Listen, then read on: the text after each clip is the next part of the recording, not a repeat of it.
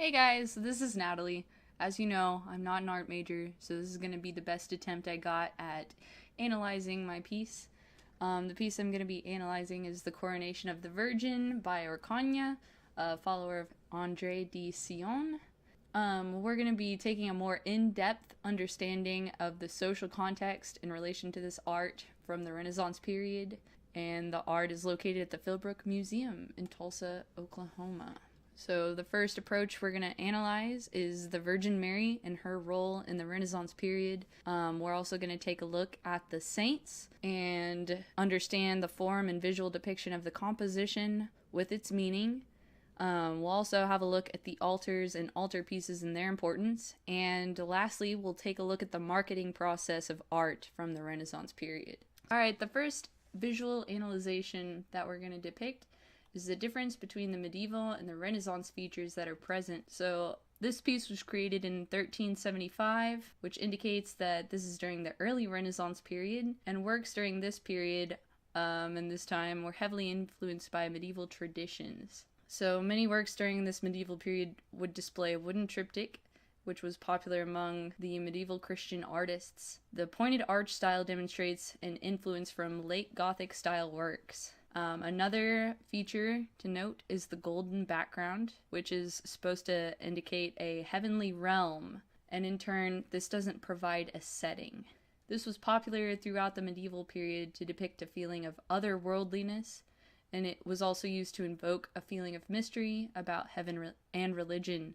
This depiction of space also engaged with Renaissance traditions.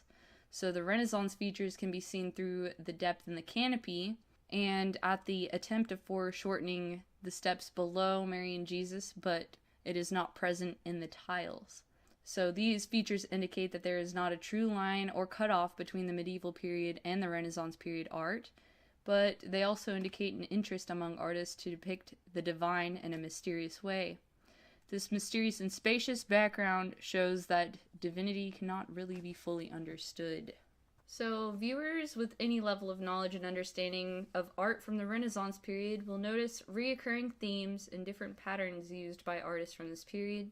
This includes important religious figures such as the Virgin Mary. People of the Middle Ages and the early Renaissance heavily incorporated Mary as part of their day-to-day lives. She was seen as an intercessor. People would pray to her in order to ask her for forgiveness for their sins, and they looked at her in time of need and they praised her. They believed she would deliver these messages to the higher powers. Mary was also credited by the people of this time because it was believed she had a bodily presence in heaven.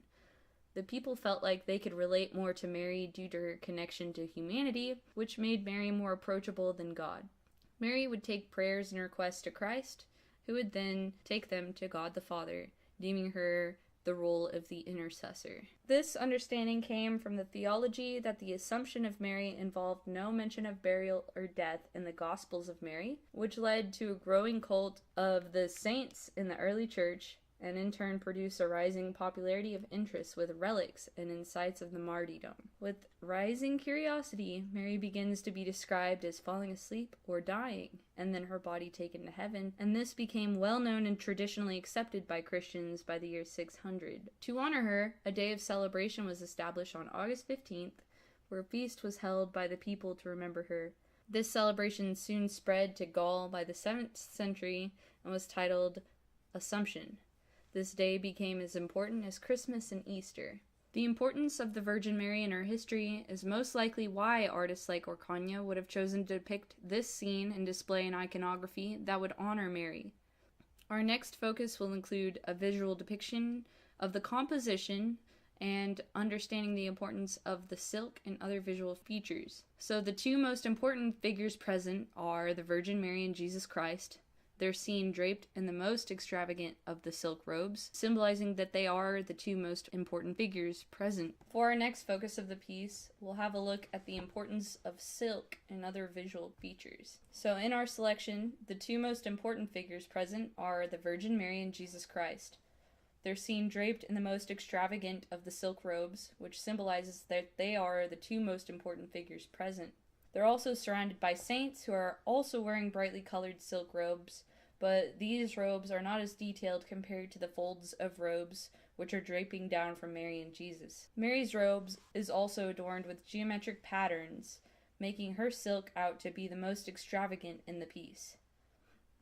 When viewers with little experience first take time to appreciate this piece, a lot of detail can tend to be overlooked. But for me, after about a 10-minute observation, a lot of details started to become more prevalent to me. To start off with, viewers should understand the use of silk and its importance during the Middle Ages.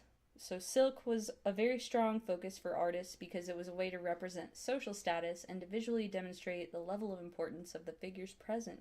Silks were also considered to be a badge of status. I learned this understanding from reading the article we studied in class by Monas, which was Merchants, Princes and Painters, Silk Fabrics in Italian and Northern Paintings. So this status is depicted not only by wealth, but also by religious importance and other meanings of importance that artists wanted to signify and draw attention to. So this extravagance of her silk personally should be expected because it is a scene of her coronation. Next, we'll have a focus on the altarpiece. When I was observing it, it became apparent that this piece could have been part of an altarpiece. Other research showed that some hypothesized that it could have been originally the middle panel of a triptych, which can probably date around 1370 to 80. To question this, however, a triptych would not normally display all the saints in the center panel. Normally, if it's a triptych, the saints would be spread out amongst the other two panels around the center focus piece, where it would normally just contain Jesus crowning Mary. The last topic, we're going to have a focus on the marketing process during the Renaissance period. Why was art booming so well during the Renaissance period? Well, it began with the Black Death in 1348.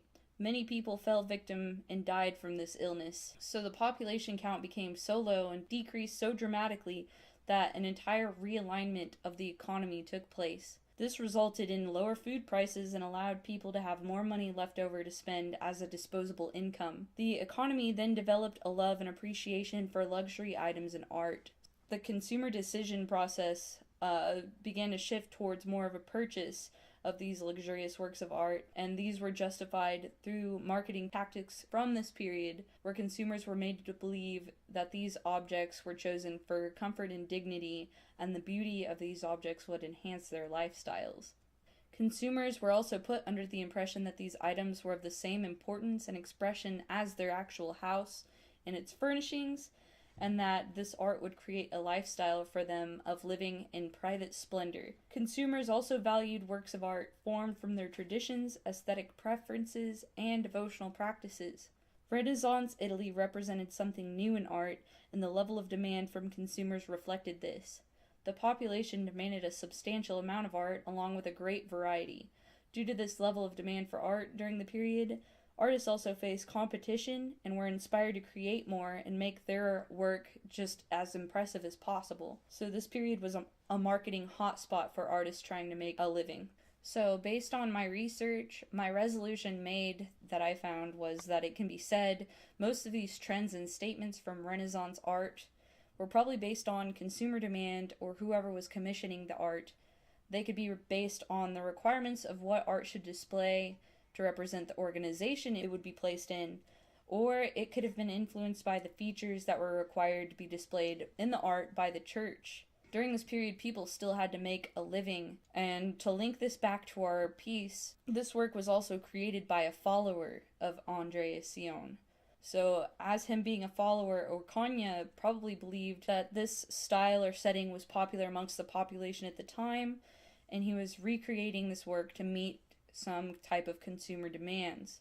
So to conclude, I hope my research analysis of the coronation of the Virgin can act as a tool that can be utilized by any level of experience for viewers of Renaissance art. The goal is to help them understand the history behind these recurring trends throughout the period and allow all types of viewers to enjoy art from this period. The Virgin Mary is a figure that was seen in many pieces from the period, along with the saints. Certain presentations of form and composition trends that we went over with their meanings are also seen throughout this period, along with similar types of altars and altarpieces, and these were all affected by marketing strategies during this period. So hopefully these fundamental points of understanding should make viewers feel more familiar and knowledgeable with Italian Renaissance art.